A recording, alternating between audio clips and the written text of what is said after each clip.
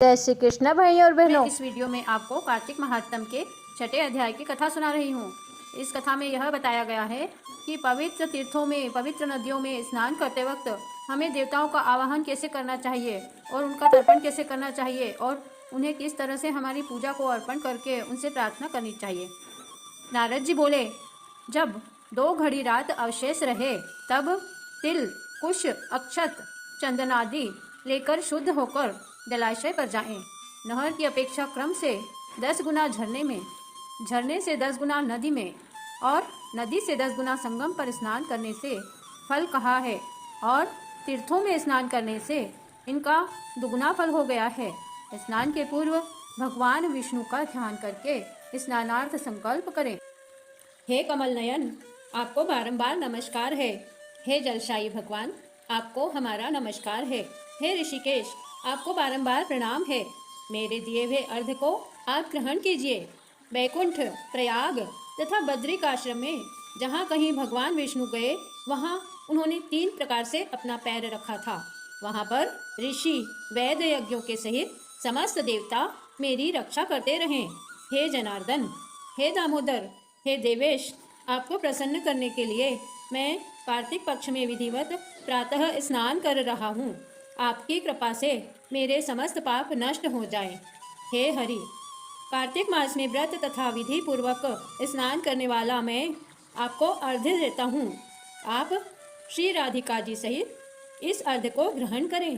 हे कृष्ण, हे प्रबल राक्षसों का नाश करने वाले, हे पापनाशक, कार्तिक मास में नित्य प्रति दिए हुए मेरे इस अर्घ्य को कार्तिक द्वारा स्नान का व्रत करने वाला फल मुझे प्रदान कीजिए।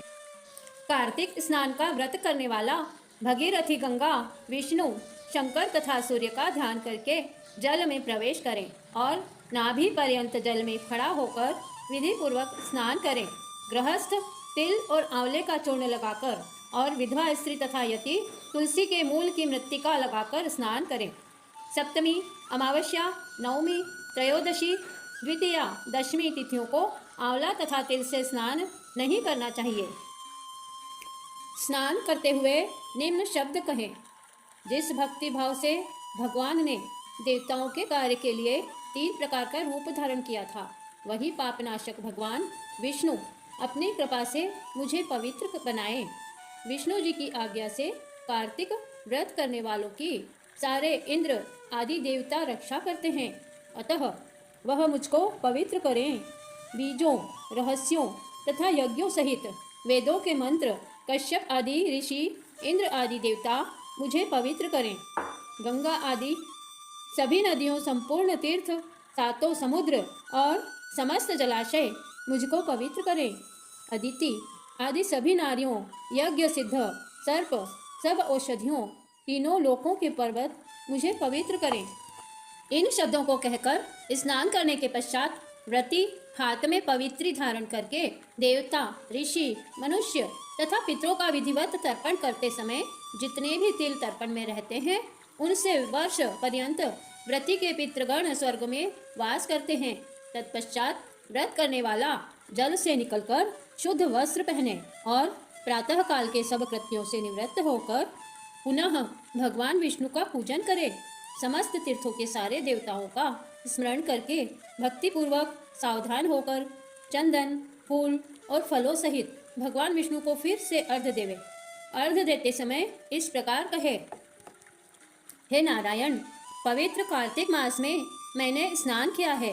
हे विष्णु जी, राधा जी के साथ आप मेरे दिए हुए अर्घ्य को ग्रहण कीजिए। उसके पश्चात चंदन, फूल और तांबूल आदि से वेद पाठी ब्राह्मणों का श्रद्धापूर्वक पूजन करें और बार बार साष्टांग प्रणाम करें। ब्राह्मणों के दाएं पैर में तीर्थ रहते हैं, मुख में वेद और सारे अंगों में देवता निवास करते हैं। अपने कल्याण की कामना रखने वाले लोग न इनका अपमान करें और न इनके विरोध करें। फिर एकाग्र चित्त से भगवान विष्णु की प्यारी तुलसी जी का विधिवत पूजन करें, उनकी परिक्रमा करें तथा उनको बारंबार प्रणाम करें। हे देवी, हे तुलसी माता, देवताओं ने ही प्राचीन काल में तुम्हारा निर्माण किया है और ऋषियों ने तुम्हारा पूजन किया है। हे विष्णु की प्यारी तुलसी, आपको प्रणाम है, आपको बारंबार प्रणाम है। आप मेरे सब पापों का नाश कीजिए। इस प्रकार भक्तिपूर्वक जो लोग कार्तिक व्रत का अनुष्ठान करते हैं वह संसार में सुखों को भोगते हुए अंत में मुक्ति को प्राप्त करते हैं। सारे रोगों का नाश करने वाला, पापों को नष्ट करने वाला, मनुष्य को श्रेष्ठ बुद्धि देने वाला, धन आदि का साधन, मुक्तिदायक कार्तिक के व्रत के अतिरिक्त कोई उत्तम व्रत इस संसार में नहीं है।